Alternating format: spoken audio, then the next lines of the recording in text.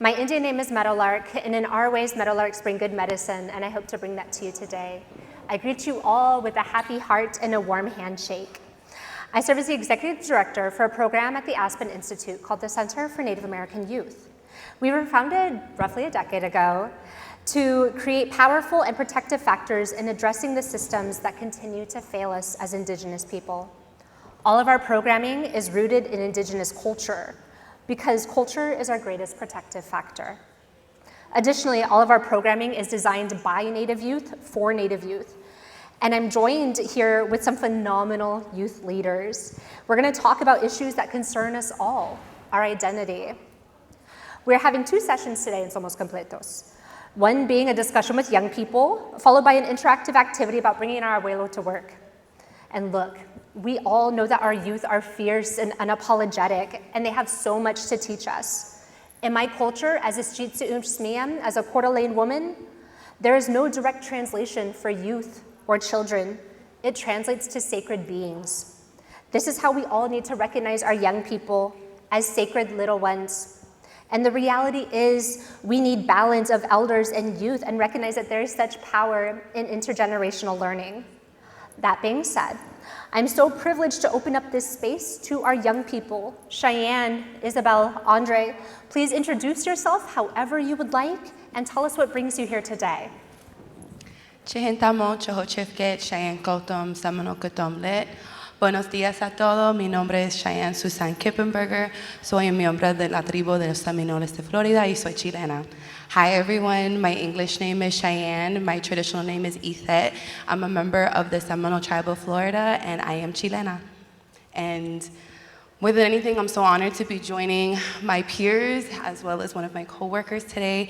I believe that this discussion is extremely important to have. I feel that this space and this topic has not been covered much, and our identities and our existences deserve to be valued and discussed openly. And so I'm excited for our discussion today. Thank you. Alrighty, muy buenos días a todos. Me llamo André González. Soy Comanche y Genízaro de los Comanches de la Serna in Rancho de Taos, New Mexico. Good morning, everyone. My name is André González. I'm Comanche and Genízaro from los Comanches de la Serna in Rancho de Taos, New Mexico. What I'm here to do today really is to help share a story of a small town in southern New Mexico called Las Cruces, a frontera community, and how historically over centuries, we've had faraway empires try to erect monuments and try to instill their will in our community, but like a phoenix, our cultures and our identities have remained and have thrived among that oppression and among those interactions. So thank you so much for this invitation. Stango. My name is Isabel Coronado. Buenos dias. I am a citizen of the Muskogee Creek Nation, which is located in present-day Okmulgee, Oklahoma. And I'm also identify as Mexican American. And I'm here today just to talk about my lived experience and how that's influenced where I'm here, what I do today, the impact that youth programs have had on me in my life, and then of course just to discuss being biracial. Thank you all so much. So as a young mixed kid, Puerto Rican and Native American, I loved the movie Selena, and I'm sure you all did too. And one of my favorite scenes is when Abraham Quintanilla is saying, nobody knows how hard it is to be Mexican American. You gotta be more Mexican than the Mexicans, more American than the Americans, it's exhausting. And I remember my siblings and I would be in the back seat of our minivan and say, nobody knows how hard it is to be Boricua and Native American. You gotta learn how to go to ceremony, and you gotta learn how to say your bendiciones. You gotta learn how to owl dance and bachata. You gotta play congas and the hand drum. It's exhausting, and we would go on and on and on, and we would just make each other laugh so hard about identifying and naming the complexities in our identity. We found completion in outright saying how difficult it was to be biracial. And so I'd love for our panelists to share with us a memory or a time that they felt complete. Our panel is called Somos Completos. When have you felt complete? I looked to that and it really was a moment for me. I remember one day after such a long struggle of identity and trying to figure out who am I, what side do I have to choose, there was a day I just decided, you know what? I'm just enough. I am Seminole enough. I am Chilena enough. And I needed to disconnect myself from the policing of identity that people were putting onto me. And when I took that power and I decided that my existence, my identity, and the world's comfortability with my identity was not my issue to solve or my responsibility to carry, I was okay. And I finally felt full. And I just remember having that moment and thinking, I can't believe it took me so long to get to this point, because it is a struggle. It's a struggle, hearing that, oh, if you're not fluent in Spanish, you're not Latino enough. If you're not fluent in your native language, you're not native enough. And that has always been a struggle in my life. But I am complete just because I exist. Thank you. Thank you. Powerful words. I identify with what both Nikki and Cheyenne just said. I think it can be really isolating when you have two identities and very strong identities. Growing part-time on my reservation in Oklahoma and then part-time in Mexico, I just always felt conflicted with where's the in-between. And just like Cheyenne, I had to come to the understanding that I'm enough how I am. Just because I have these labels, it doesn't necessarily mean that I have to pick one side or the other. I'm complete how I am, but I think another instance for me that really makes me feel complete is just spending time in both those areas on the land. I think, not to get philosophical here, but we're gonna go move on. And just being here in this time, in this moment, I think about just being happy and complete versus all these raging different identities. Yeah, I think for me it's an ongoing journey, right? Growing up in southern New Mexico in such close proximity to the border, and my family, both sides, have been in New Mexico for generations and generations. We know no other land other than New Mexico, right? And so to be in those spaces where I don't have another country to claim, I don't have Mexico to claim, right? My family's always been in New Mexico. And so it was always this really interesting space, and it wasn't until I went to college, it wasn't until I left home and then went to school in DC where I really had to come to terms with that, and I had to figure out who am I? Right? What is it that I brought from New Mexico? What are the lessons, the teachings, the cultures that make me who I am? And why am I doubting myself with that? Why am I doubting my upbringing? So it's an ongoing thing, and it was in high school and early on in college, I used to have a completely different cover story of where I came from. I was Andre Martinez from Chihuahua. My family came from Chihuahua, right? I had this whole ethnography written up because it was easier to say that my family was from Mexico than it was to explain our true history in New Mexico. And so it wasn't until I started feeling, no, I'm proud of being from New Mexico, I'm proud of the histories that we have, that made me say, okay, no, let's take a step back. Soy yo, and that's enough. Thank you so much. Cheyenne, from Secretary Holland to United States Supreme Court Justice Sotomayor, from reservation dogs to gentrified, we are experiencing the power and accurate representation on so many levels. What does this representation mean to you as a young leader? Representation is not just the feeling of being seen. It is the feeling of being accepted and the feeling of being validated on a screen in a space that you have never seen yourself in. And when you look at representation and the impact that it can have, it creates conversations. It sparks thought-provoking things in people. And when you see that representation, it breaks down negative stereotypes and misconceptions that are set onto people, whether it's Native American people or Latinos. There's so many things that are negatively connotated to both of those identities just because of what the power mainstream media has. But if you can challenge that in creating spaces that are culturally immersive, that are empowering, that are positive and accurate, that changes the whole game. And so when young people see that, they feel accepted, they feel validated, they feel valued. And when I think about the work that I get to partake in now as an employee, and I used to be a youth ambassador under the Center for Native American Youth, this CNAY has been such a driver in creating these culturally immersive spaces and culturally immersive programming that gives spaces and opportunities for youth to be empowered culturally, professionally, socially, and they're able to go out into the world and know that they can succeed, they can go after the things that they want, and they can do it without having to choose one part of themselves, but unapologetically as themselves wholly. Thank you so much.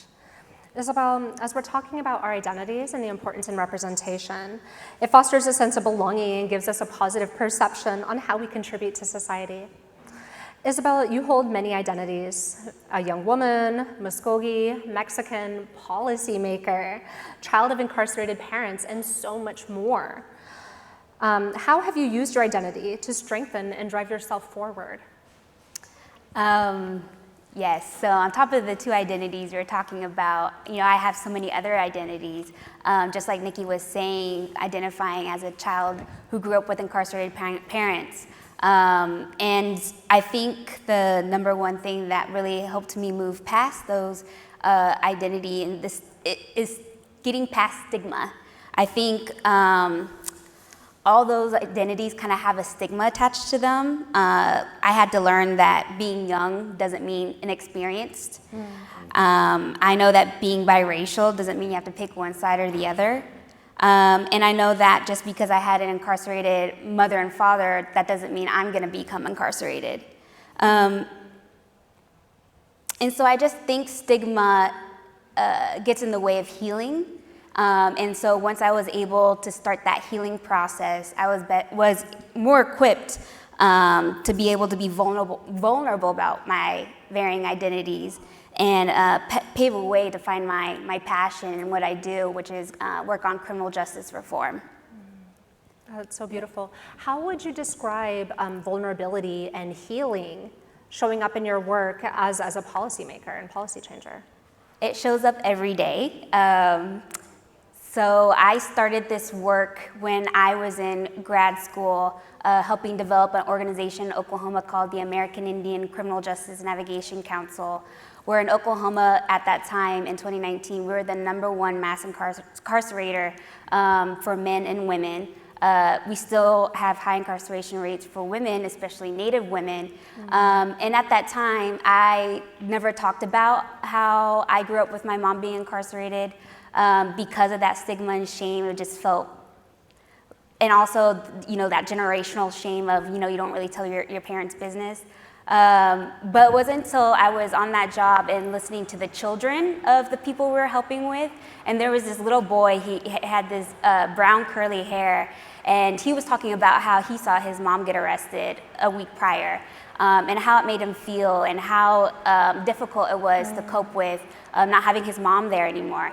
And in that instance, I connected with him because that's exactly was my experience. I saw my mom get arrested when I was 10 years old and saw her through her trial, through her incarceration, when she was re-entering back to society.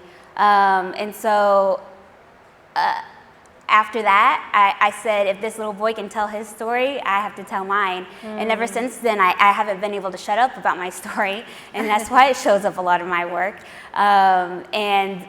Even though I was in public health, I was quickly able to make that connection with criminal justice reform, and so now I work on policy that helps support children of incarcerated parents financially, in education, in health, and right now working on a federal bill called the Families Act, which is a bill that would help parents stay home through a diversion program versus going to prison, and be completed with comprehensive resources such as housing, healthcare, education, and then also resources for their kids.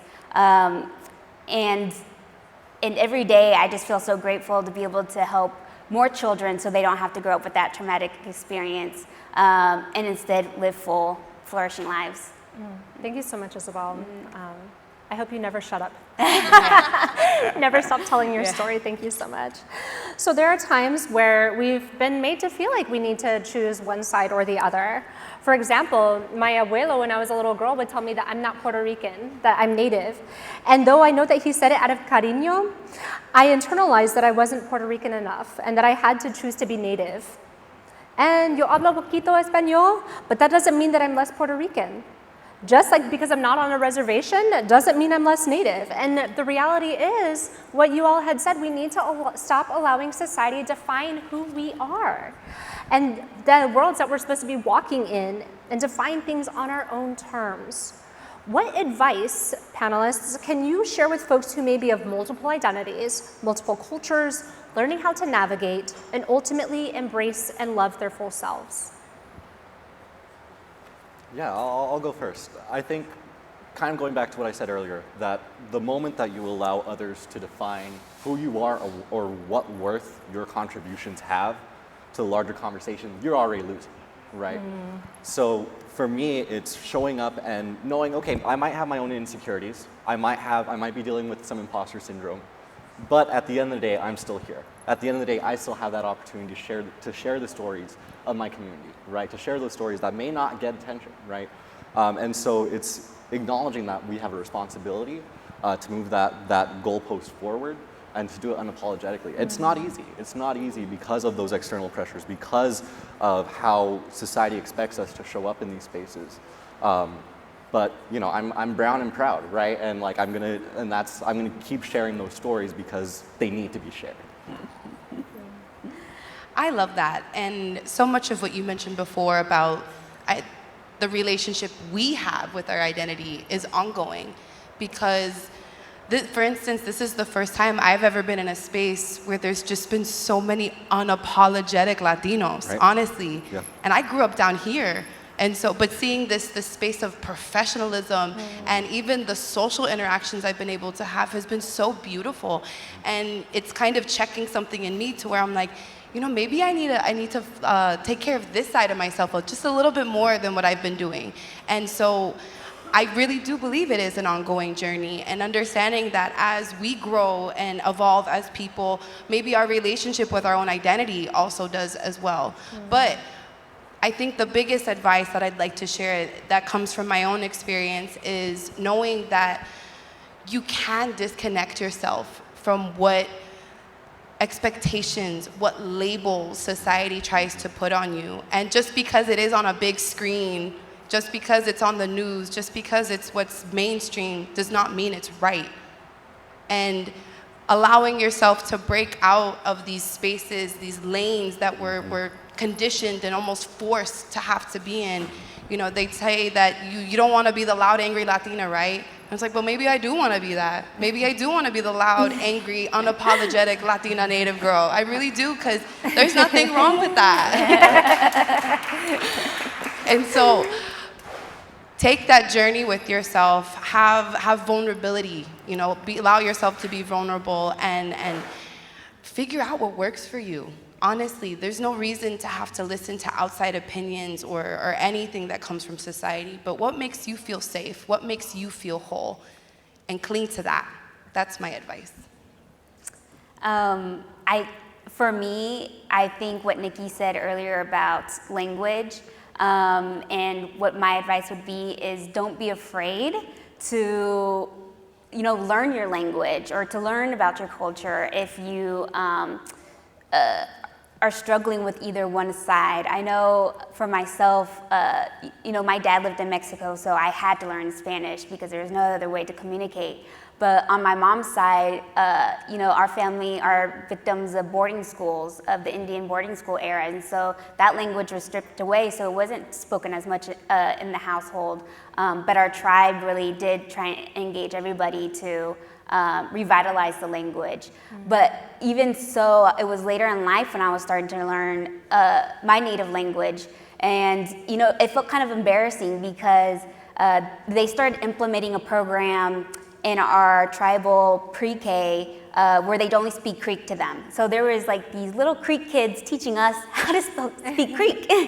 And but yeah, I might have felt a little embarrassed, but it was also empowering. Like if these little kids are teaching us, like how cool is that to be able to learn my language from, you know, another generation. And so I just would say, don't be afraid to you know, if you don't know, learn.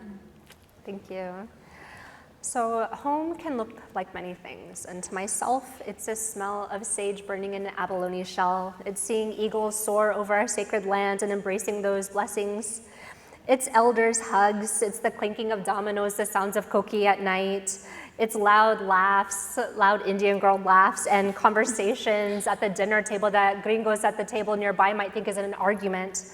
And so my question to you all is, what does home look like to you? Is it a place? Is it people? Is it a feeling? Home. It's funny because me and Cheyenne were having this conversation, like, well, and I'll bring it up because it's real. You know, like I said, my dad lives in Mexico. My mom is from Oklahoma, and so I grew up part-time in each of those areas, and I very much identify as Oklahoma being home, but also Mexico being home. And I feel proud to be able to grow up with the traditions of going to stomp dance, which is our ceremony during the summers, but also, you know, having, you know, going to mass at midnight in Mexico for New Year's. I just think being so entrenched in those traditions makes me feel home. Beautiful. Yeah, I think for me this is a really deep and difficult question because this is something that I've been having to consider. You know, I'm 6 years living in DC now. I went to school there, and you know, that idea of what is home has always been kind of at the back of my mind. I grew up in a military family where when I was very young, we moved around a lot around New Mexico, but I didn't have that solid base to call home. And so growing up, home was always Rancho de Taos. It was our where we went and celebrated ceremony, where we are every single New Year's. That is, since I could walk, I've been there dancing, I've been there singing. Every single generation has done that, right? But then COVID happened, and I'm not able to go back to my homelands, right? I'm not able to go back to ranchos, and so it's been about 2.5 years, right, since I've been home. And so I've been grappling with that, and so as I've gone through this weird time, right, home has turned into a culmination of experiences. So for me, home turned into, you know, last year when two of my tias passed away and we were honoring them. It was the fact that my brother, my dad, and I were able to bring our tombes out, our drums out, and sing our ceremonial song and honor them in that way. And then right after, get to go to the hotel bar and belt Un Dia a la Vez by Chente, you know, at the top of the lungs until the bar shut us down, right? Home was being able to, you know, as we're trying to figure out where are we going to dance, where are we going to celebrate this New Year's, you know, getting to see my very young nieces and nephew put on their plumeros for the first time and learn how to drum for the first time and get their confidence, right? Home was seeing one of our elders in Las Cruces, seeing him light up because he had talked about for years wanting to see us dance, wanting to hear us sing, but because of his health, it was never possible. And finally, we were able to do that. So home is those experiences for me right now. Right, but again, it is that ever-changing target that I'm still trying to figure out. I totally understand that, and I think as young people, young professionals, we're trying to go out into the world and kind of find ourselves, and generationally speaking, historically speaking, you know, once you were in your community, that was just where you were. Whether you were people that migrated, people that stayed in one place, whatever it was, you were just always surrounded by community. And when I think of the two sides that make me whole, right? I'm Seminole, and I grew up part-time on a reservation here in Florida in Hollywood. 30 minutes up 95, 40 with traffic. And I think about the fact that my mother took the time to take us to Chile every single year when I was a little girl. And so when I think of home, I just think of community. I think of family, and I think in a perfect world, it could even be like an empanada on the fire kind of thing, right? But most of all, it is that feeling of now knowing that, you know, we're older and we're trying to take on the world and live in different places even, that it's not necessarily being physically with family, physically in our communities, but knowing that the things that they've gifted to us, language, love, cultura, like that's with us no matter where we go. And I've had to really explore that these last few years and kind of wondering, you know, I haven't been to Chile in a few years. What does that mean about me as a Chilena? Does that make me lesser than? Does that mean I'm not as proud? No. You know, the fact that I'm exploring moving out of Florida for the first time, what is that gonna be like not seeing my parents every single day, not seeing my tata or my bouget, my grandmother every single day? And so I'm starting to like build myself up to know that no matter where I am in the world, that my family really is with me. Right. And that, like I mentioned, the gifts of love, cultura, language, the teachings, the lessons, all of it is still with me. And just to carry myself proudly, you know, and know that home really is where we make it. Absolutely. Thank you. Andre, you had been sharing about the place that you grew up in New Mexico, a land of intersection and culture. And we all know, and I'm sure that we all can agree, that the border crossed us. And you grew up in a cross-cultural border town. Can you share a bit about your upbringing and how you honor the place that you were raised in? Absolutely. You know, Las Cruces is a beautiful, beautiful town. Like I mentioned earlier, you know, historically, you know, so both sides of my family are from northern New Mexico. They're from, my dad from Rancho de Taos, my mom from a tiny town in northeastern New Mexico called Maxwell, 20 plus generations. I'm the first one from my family to be raised in southern New Mexico, which is a very, very different cultural context. And so for Las Cruces, like I mentioned earlier, it was a town born out of military occupation. When the United States was occupying to create the territory of New Mexico by the Mexican government when they were, so it has always been this very contested space historically. And so growing up there, it was fascinating because when I went and saw my primos and primas up in northern New Mexico, you know, they had the liberty to proudly say who they were, where they come from, you know, the ceremonies that we hold, right? In Las Cruces in southern New Mexico, that's not necessarily the case, right? There's not as much agency to share those things. And at the same time, you know, it's under the constant presence of the federal law enforcement apparatus with Border Patrol, right? Where our bodies are consistently policed, right? And so that was kind of having that, being raised as a Genízaro man, right? And then, but at the same time having that constant presence of federal law enforcement where for a speeding ticket, you know, Border Patrol would be called on my brother and I, right? Where just those acts of, it didn't matter, right? Who we were, where we came from, to the federal government, we were just brown, right? We were to be policed, right? And so growing up with that, it created a lot of internal fears, a lot of internal how I show up, how I dress, right? You know, growing up, I only wore polo shirts and a jean because that's what I thought was palatable. That's what I thought would be okay to exist in these spaces where I didn't feel like I belonged, right?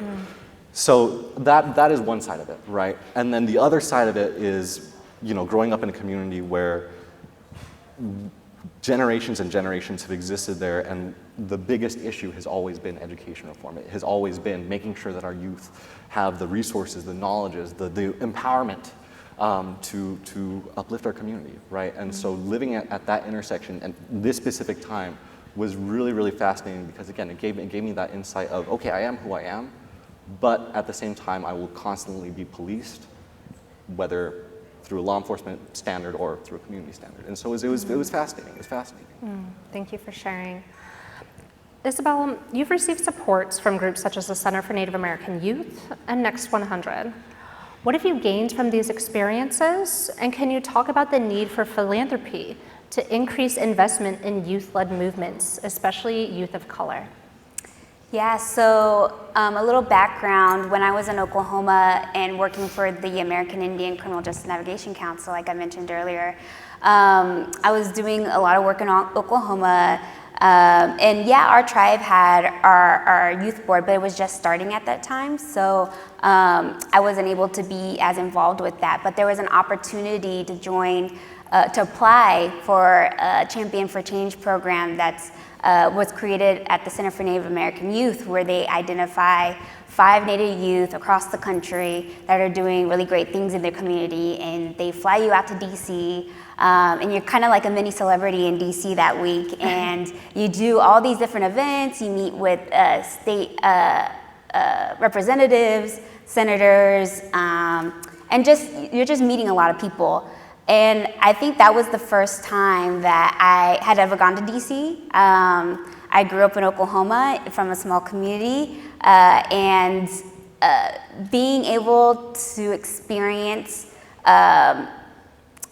what Center for Native American Youth did for me was life-changing, because after that, not only was it just that week that we were engaged, but they would fly us out to speak on panels. They would bring us together for convenings. They would bring us together for other youth events. And so I gained a lot of experience public speaking, meeting people, and then that's how I actually came upon Next 100, which is a progressive think tank for the next generation of policy leaders based in New York City. And so after I graduated college, I'd been a few years with the Center for Native American Youth at that time, but moved from Oklahoma to New York City, which was a really big change, and received really, really rigorous training on policy development, policy analysis, creating policy, because all with the goal with this progressive think tank is bringing people with lived experience to the policy table, which you don't really see as often because, our House of Representatives and the Senate is very composed of older white men. You don't see Native and Latinas at that table. With those two experiences, it just opens me up to be able to not only learn so much professionally, but also come into my own as a professional and understanding that these were the stepping stones, and not even the stepping stones, but the needed resources to get out of the cycle of things that I was facing back home. I grew up with two best friends on my reservation, and one's in jail and the other is in rehab. And I think these programs are the type of programs that really helps youth, steer away from our surroundings from home.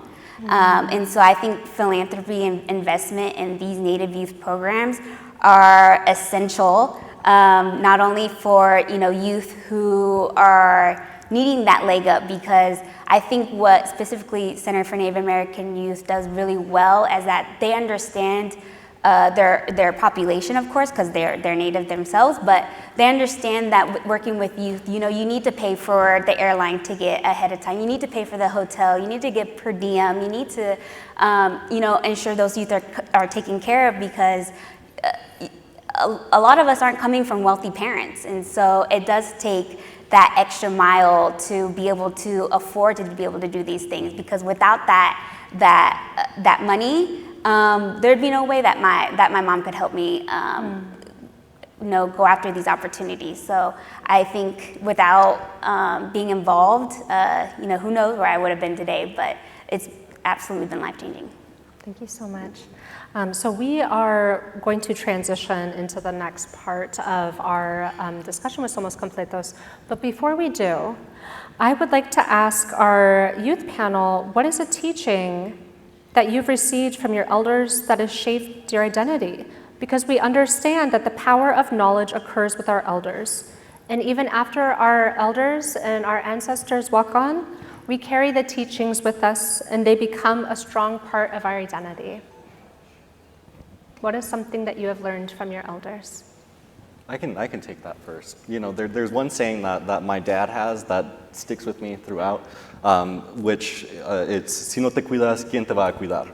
If you don't take care of yourself, who's going to take care of you, right? That's on repeat in my head at all times.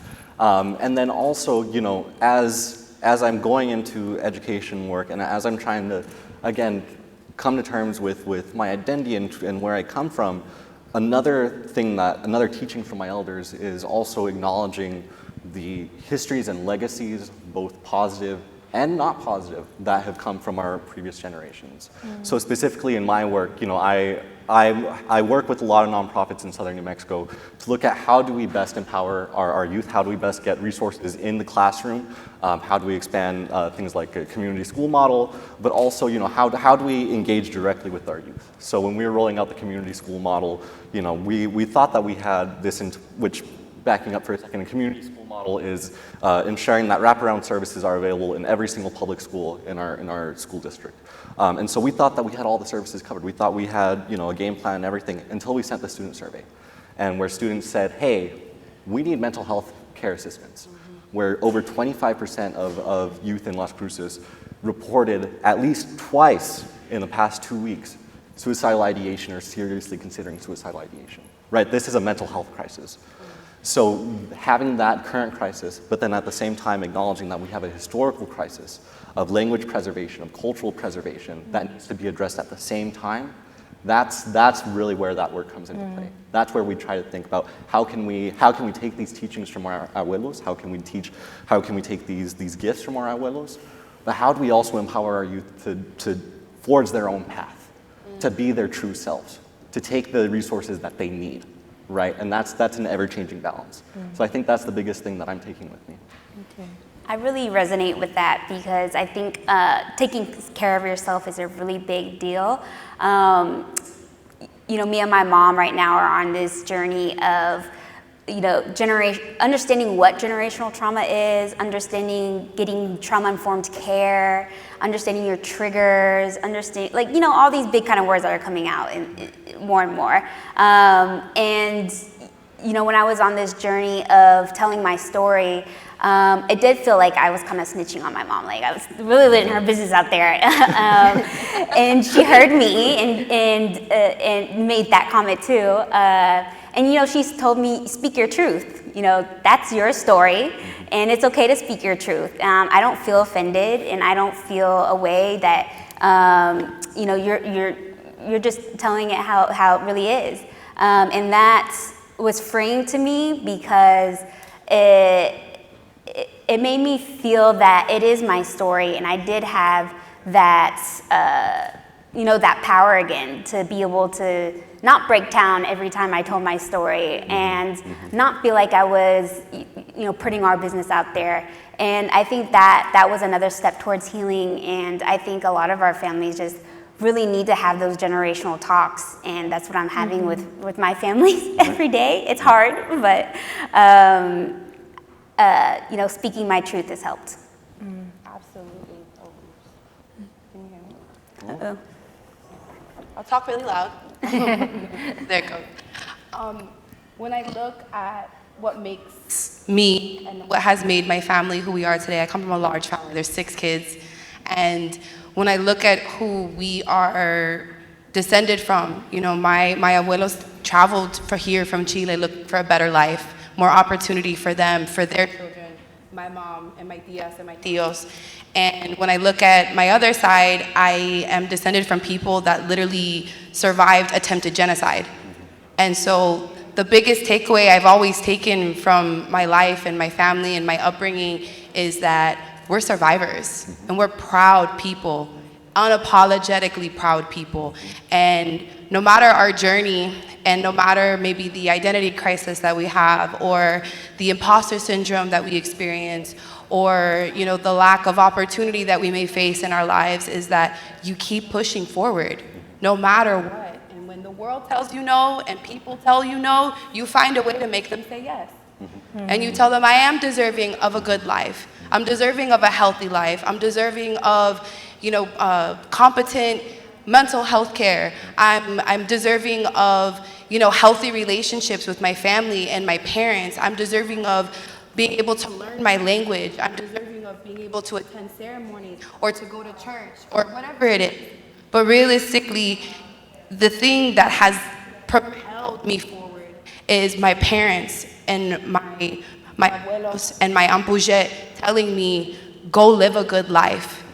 That is what our ancestors would have wanted, was for you to live a full, healthy, loving life. And that has carried me through everything I've done through my 26 years now. And it's gonna be the thing that'll carry me through the next. And so I encourage young people and older people as well, really think about that. Who are you descended from? What are the things, the tribulations, the trials, the obstacles that your family and your ancestors have overcome for you to be here today? And use that to fuel yourself, to power yourself, because you are deserving of that good life. Thank you so much. Thank you to our panelists. My closing question and kind of closing reflection is, what lesson or piece of advice would you like to offer our abuelos? What do you want to teach them about supporting, belonging, and really embracing identity? I would ask them for vulnerability. It's, talking about, or kind of piggyback off of what Isabel shared about having those conversations with our family about intergenerational traumas, or even those intergenerational gaps of language, cultura, and all those things. It takes vulnerability to have those open conversations. And they're uncomfortable. They really, really are. I had to talk with my tata, my abuelo, about, why did you leave Chile? Or, what about our identity? Are we just Chilenos? What about, we're from the deserts of Chile, but what more about that? And kind of touching on the uncomfortable and stigmatized topics of identity, of trying to fit in, to society coming into America, or even kind of looking at my grandmother, who also experienced the Indian boarding school era, and her being told that it was worse being an Indian than it was anything else, right? And so I ask for vulnerability and compassion within those conversations and those spaces. Thank you. Andre?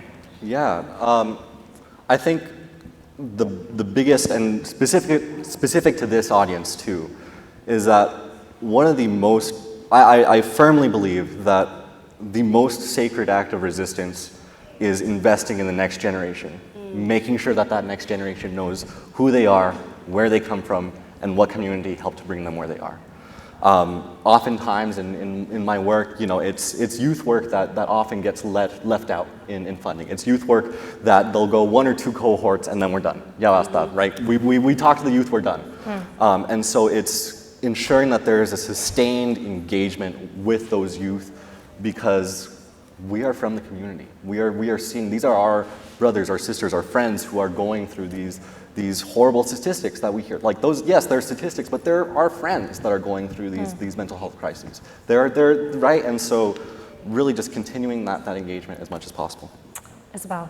I want to build off that actually, and with the work I do in policymaking and working with our congressional leaders, there's a lot of abuelos in Congress, and so I think they can really listen up to this and say, go beyond just listening to the youth. I think working with the youth is a lot more effective, and policy funding, those are things that aren't really brought to our communities, and really investing in our youth to be able to make structural change is essential to our generation, because we're seeing more and more that we can advocate, we can do grassroots organizing, but also it comes down to policy change and how we change these structures and these systems that are oppressing us right now, to be able to live more fuller lives.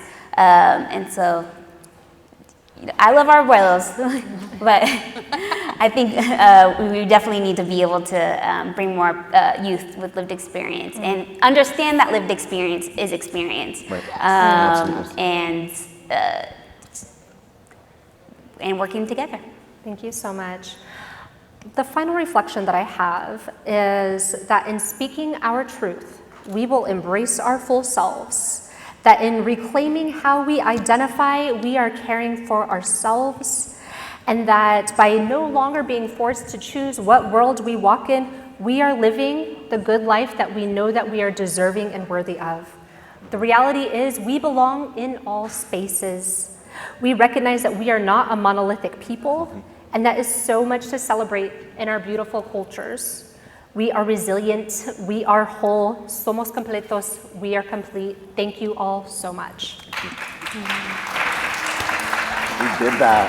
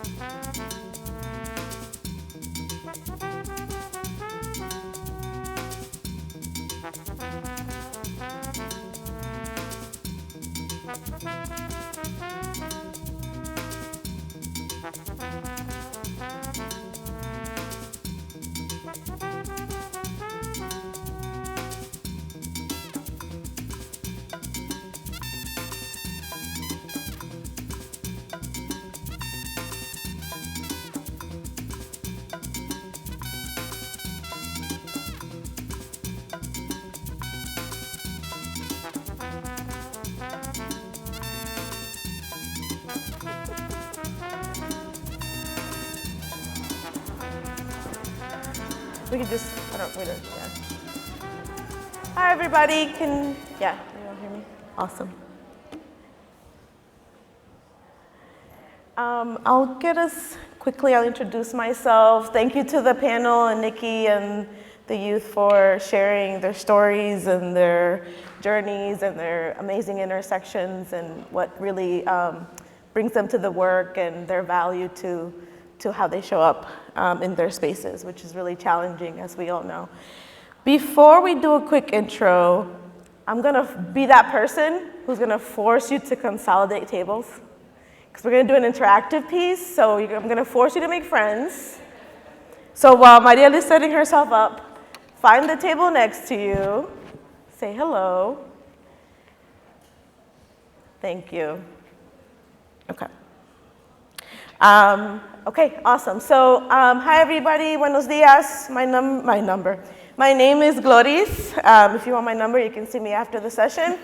I'm Gloris Estrella. I am program officer at Perigee Fund, based in Seattle, originally from the Dominican Republic, and lived in New York many years. So, really grateful to be back on the East Coast and back in the humidity. That's why I had to put my hair in a braid, because it just couldn't handle the humidity anymore. And really, really humbled and grateful to be here with you all today. Buenos dias, everyone. I'm Mariel Mendez. Identify as she, ella, and mama. I am a mom of 2 little ones, and if you are parents, you know that that takes up all your time. And I am a Chicana, Mexicana Americana, grew up in Washington State. I'm also part of the Perigee Fund team. This is my first HIP conference, so I'm really honored to be with you today, and I am really excited to kick off our activity portion that is really gonna build off our youth. Thank you for sharing all your experiences and stories. And this activity is gonna be broken up into 2 parts. It's really gonna allow us to share with each other and also spend a little bit of time on reflection and commitment. I think we spend a lot of time talking about our experiences, but less time talking about our commitments to take care of our inner abuelos and our youth, because we are all youth at heart. So I will start our activity today reading off a poem. Some of you may know a book called For Brown Girls with Sharp Edges and Tender Hearts by Prisca Dorcas Mojica Rodriguez. So I will read her poem that says, Dear Woke Brown Girl. Dear woke brown girl, you are eternal. You are neither here nor there, but everywhere. You carry the hood in your veins and academia in your heart. You have not forgotten where you come from, but have learned and earned your way into spaces not meant for you. Spaces that are uninviting to your kind. You are poderosa like that. Your vocabulary is vast and your wit is sharp. You are unstoppable. You feel everything and you feel nothing. You carry loads of pain for the displacement you felt due to your need to question everything, but have had to accept living that confused and living that awake, because once you've heard your chains rattle, you cannot unhear them. You do this for you, but you also do this for your mommy and your papi and your little hermanita, who does not seem to understand herself outside the boxes that our cultura has placed her in. You belong to no one, but are accountable to many. La raza depends on you. Do not let anyone else tell you differently. You complicate respectability politics, and you do not give it that you are doing it. Do you, woke brown girl? You have a fire that is burning inside of you, and that comes from your mother's side. You are going places that no one in your family has ever been, and you are fearful of your fearlessness. Your laugh carries liberation in it. Men try to pin you down, have tried to claim you, but you have resisted because you are not meant to belong to anyone.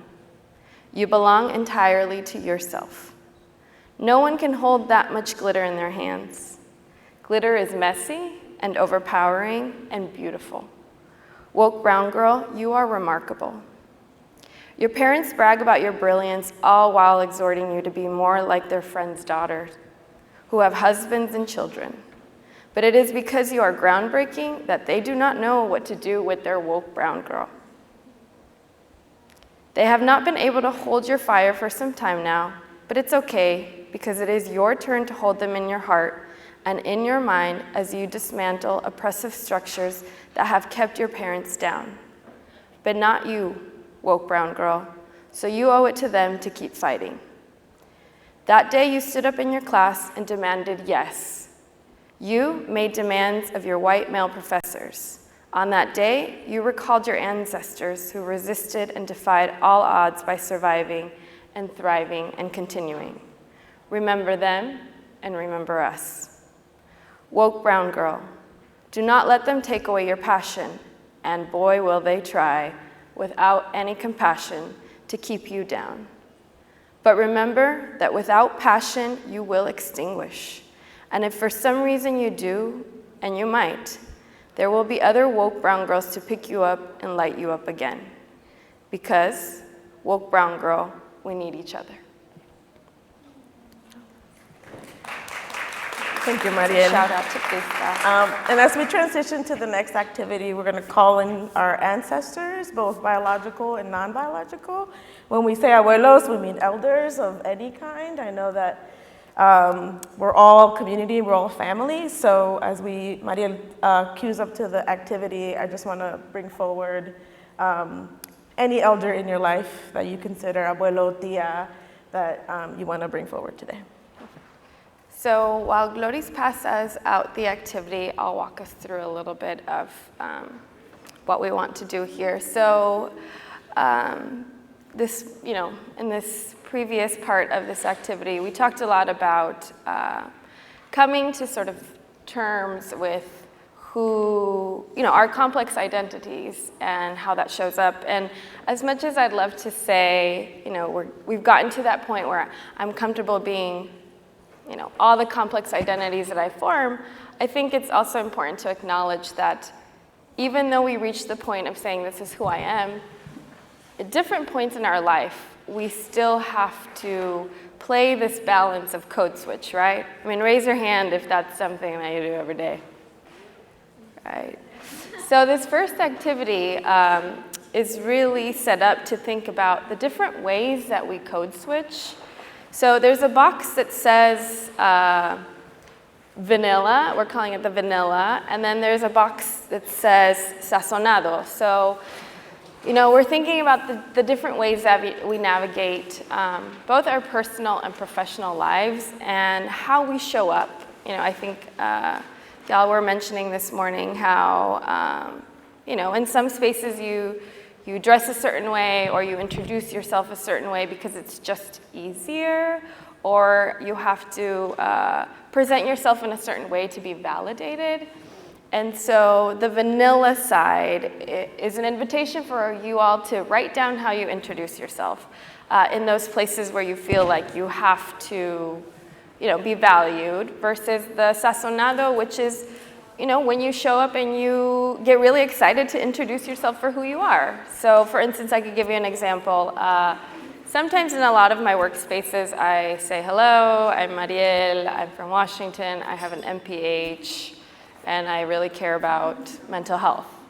Whereas my sazonado version is what I did today. Like, my name's Mariel, I have 2 kids, they drive me crazy, I haven't slept in days. What day is it? I don't know. My abuela, my name comes from my abuela. So it's a place for us to think about how we introduce ourselves in different places, and this idea of code switching, right, which is really integral to sort of surviving, thriving, being valued, but also a really important reflection of understanding who we are, and to the point of what is home.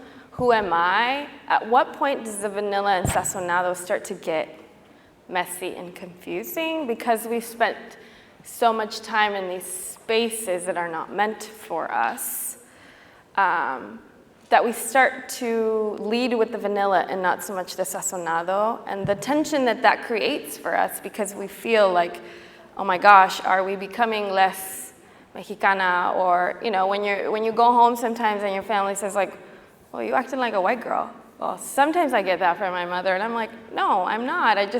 I'm proud to have an MPH. And so it starts to get sort of clunky and messy, and I think it's a really important part of sort of our reflection of, all the identities that we play into and that we get to identify as, but also the complexity of having to constantly be shifting depending on where you are and who you are with. So that first activity, I'd love to spend a couple of minutes having you all write down what is your sort of vanilla self and what is your sazonado self. And we will walk around and give you about 5 minutes to do that activity amongst yourselves.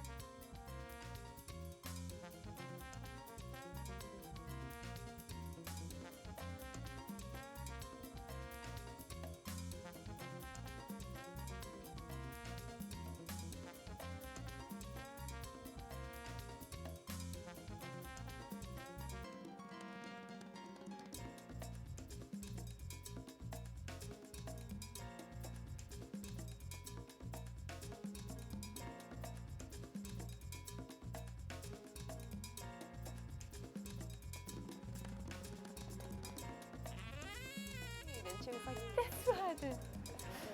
It felt like it blended both things really well. Yeah.